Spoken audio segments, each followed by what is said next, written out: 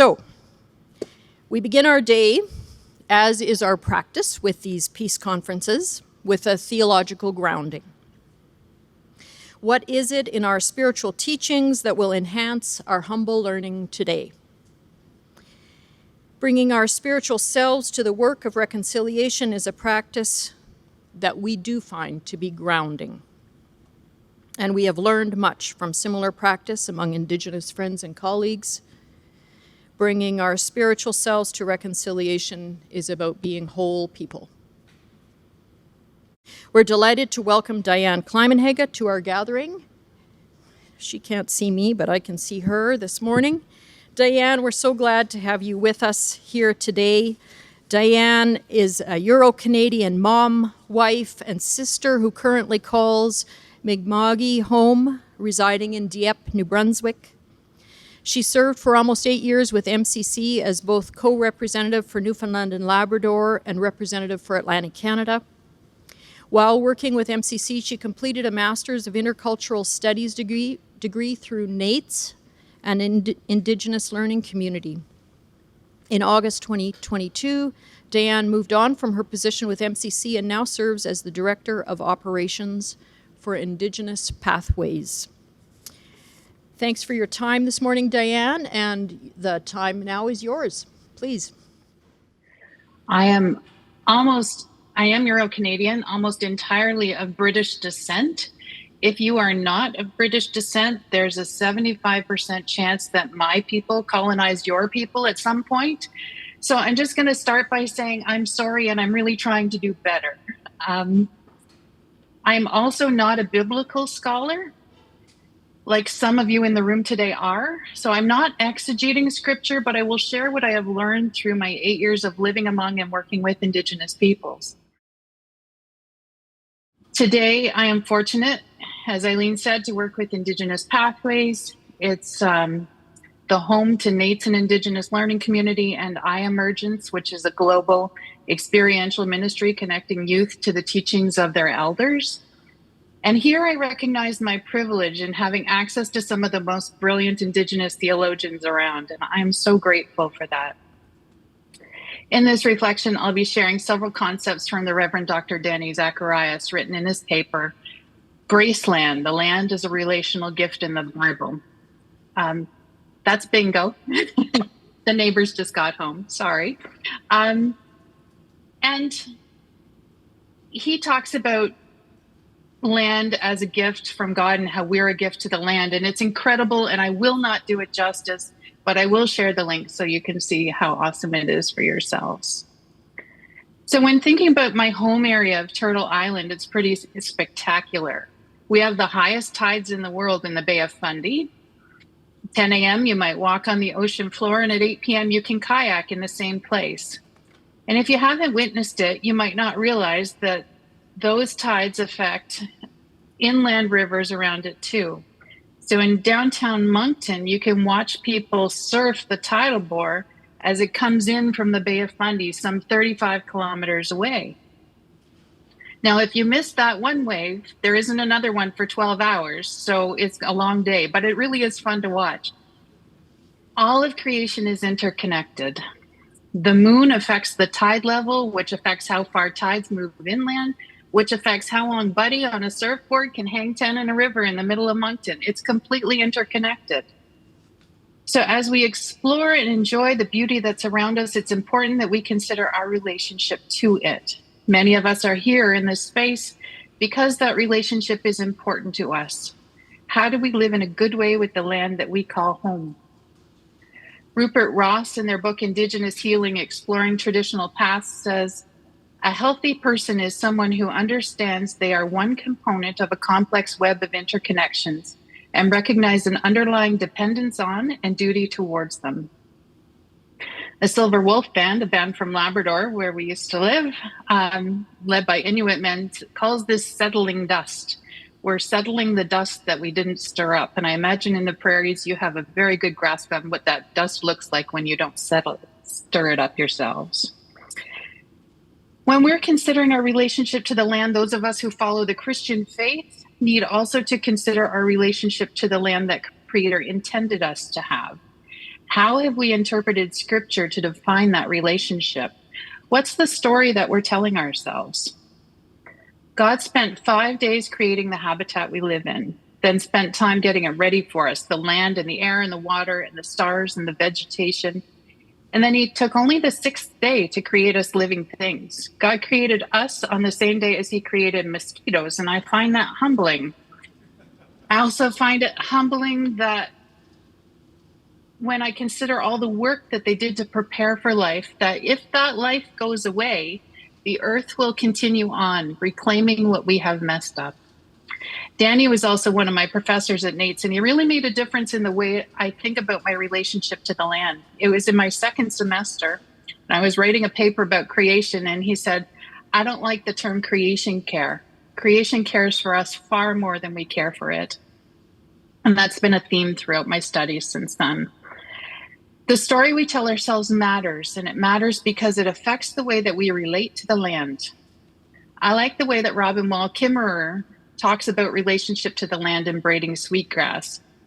Let me just read a little bit of that for you. If you haven't read the book, you really need to read the book. It's such a peaceful read. I sat once in a graduate writing workshop on relationship to the land. The students all demonstrated a deep respect and affection for nature. They said that nature was the place where they experienced the greatest sense of belonging and well-being. They professed without reservation that they loved the earth. And then I asked them, do you think that the earth loves you back? No one was willing to answer that. It was as if I had brought a two-headed porcupine into the classroom, unexpected, prickly. They backed slowly away. Here was a room full of writers passionately wallowing in unrequited love of nature. So I made it hypothetical and asked, what do you suppose would happen if people believed this crazy notion that the earth loved them back? The floodgates opened. They all wanted to talk at once. We were suddenly off the deep end, heading for world peace and perfect harmony. One student summed it up. You wouldn't want to harm what gives you love. Knowing that you love the earth changes you, activates you to defend and protect and celebrate. But when you feel that the earth loves you in return, that feeling transforms the relationship from a one-way street into a sacred bond. How would expanding the story of our relationship to the land change the way that we relate to it? In Western exegesis of Genesis 1-3, there are historical interpretations that lead our thinking away from reciprocal relationship with creation and into a more hierarchical relationship with creation. I remember being taught that God saved the best for last in the creation story, that they made everything else and God wanted companionship, so then he made man in his image. The explanation implies that we're the only ones in relationship with God, but that's simply not true. God is in relationship to the land, the plants, the animals, the water, everything. Dandy points out that there is a relationship triangle in the creation story. Each expression of this triangle has a reciprocal relationship. Humans and God, God and creation, creation with humans. He highlights that between humans and God, we've always defined the relationship theistically, a God who's involved in this relationship. But we have defined the relationship between God and creation as a deistic one, where God made creation but doesn't continue to have a relationship with it personally. That's not true. God is as glorified through creation, especially in the fall, and we see that right now, as they are through humanity.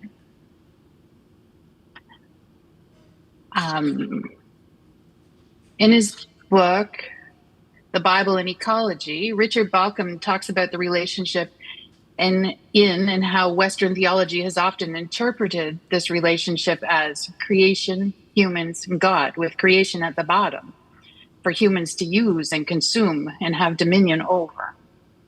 The relationships have not been seen as reciprocal. And with commodity-based societies like Canada, if we see our relationship to the land as anything other than consumer relationship, then there is a danger of it affecting our economy. There are so many reasons that people are resistant to change the stories we tell ourselves. Dr. Randy Woodley, in his book, Becoming Rooted, 100 Days of Reconnecting with Sacred Earth, says, change is difficult. Some things change naturally over time. The course of a river, the shore of an ocean, the direction of a tree that it decides to grow. Other changes are artificial, when humans interfere with the course of nature in an unnatural way, such as by damming a river. We are bound to experience unknown and often unwanted consequences. Humanity has yet to realize the fact that nature is wiser and more powerful than we are. Nature will, without a doubt, outlive us. She knows her mind. She understands what keeps life in balance. Today, we seldom see nature in her unmolested glory, so we rarely consider the degree to which human civilization has changed what is natural to what is unnatural. Discussion on the land and our relationship to it and to God is throughout the Old Testament. When God chose to speak to people and make promises, so many of them were centered around land. But God didn't just make covenants with people, he made covenants with creation as well. Dr. Terry LeBlanc says, the human-centered interpretive focus that we have tended to place on text has been problematic for us for an awfully long time. Terry shares an example from Genesis 9 in his teachings. The text has a heading with it inserted by translators. Here's the picture of that chapter in it. The title says, God's Covenant with Noah. But is that really who the covenant is with? If we read the text, it says, then God said to Noah and to his sons, as for me, I'm establishing my covenant with you and your descendants after you, and with every living creature that is with you, the birds, the domestic animals, and every other animal of the earth with you, as many as came out of the ark. The covenant is with all of creation, and we are certainly a part of that creation, but we are not all of the creation as we have put ourselves in that place. The heading is misleading because it causes us to read the text that follows differently than we would without it. That is the story that we're telling ourselves. When Terry says that the human-centered focus is problematic for us applies to anyone reading the scripture, but he's also talking to us, his Indigenous community, because of the importance that Indigenous relationship to the land has for all nations. Removing creation from the relationship with God for many, but for Indigenous people even more so, gives us an incomplete picture of God. Our relationship to the land is forever changed when we focus on ourselves, and as a result, we don't care for or use or understand our relationship the way it was intended by God. We can see how this human-centered focus has affected our relationship with Indigenous peoples in present-day Canada, too. The colonial government has made a series of covenants with Indigenous people, and we call them treaties. And as Eileen talked about, you're on Treaty 6 land and home of the Métis Nation. Here in the Maritimes, we're part of the Peace and Friendship Treaty, which sounds so lovely, doesn't it? It's not a numbered treaty like most of Canada. The version that we use is from 1760. It dates back to 1726. This treaty is unique in Canada because it doesn't talk about land ownership, ceding land or land in exchange for money or goods, but it does talk about land usage. It talks about how the original people have the right to continue to use their land in traditional ways, and how newcomers are able to use the land for sustaining life as well. Depending on who you talk to about treaties, peace and friendship is kind of thought of in two ways. It's thought of as the way things should be between Indigenous and non-Indigenous people. I'll do my thing, you do your thing, we'll walk on the path together, but not losing autonomy as independent nations. That's what it's written like.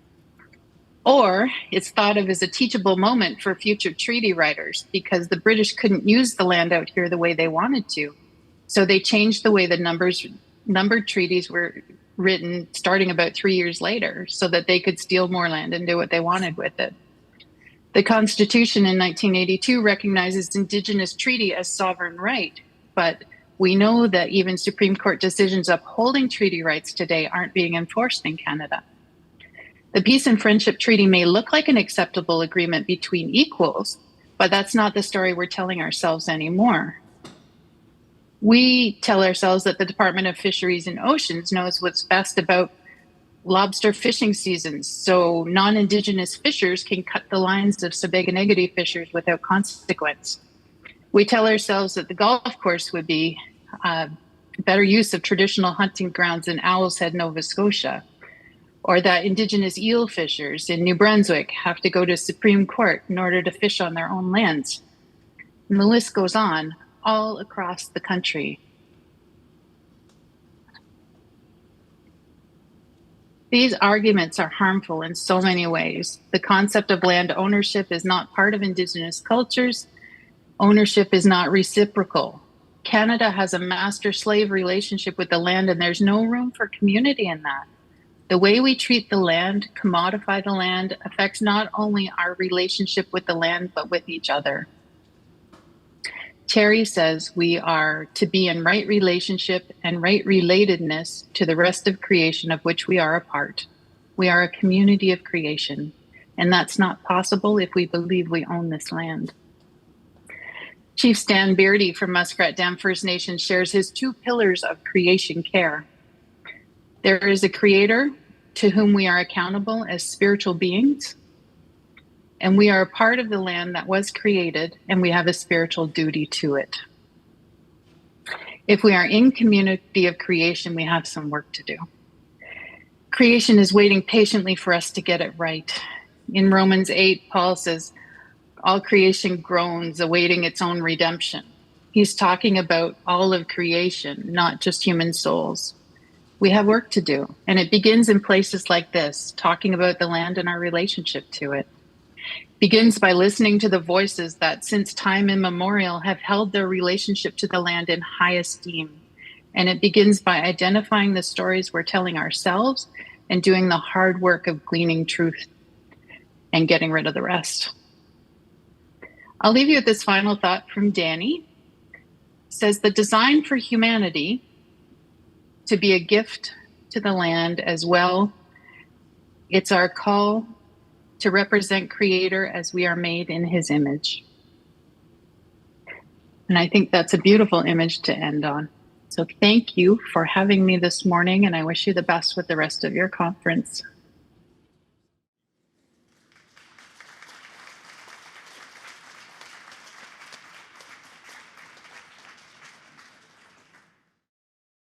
Thank you, Diane. Can she still hear me?